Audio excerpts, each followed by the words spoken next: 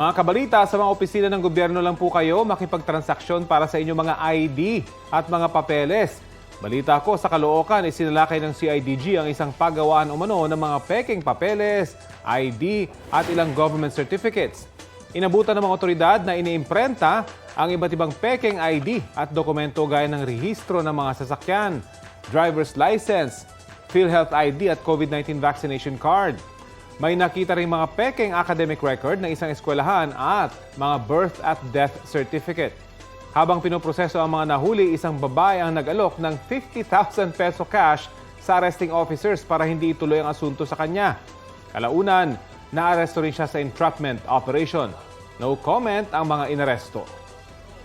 Balita ko, may tututukan kayo tuwing 11 a.m. sa GTV. Alamin ang mahalagang balita at impormasyong dapat niyong malaman sa Balita Ko tuwing Lunes hanggang Biyernes.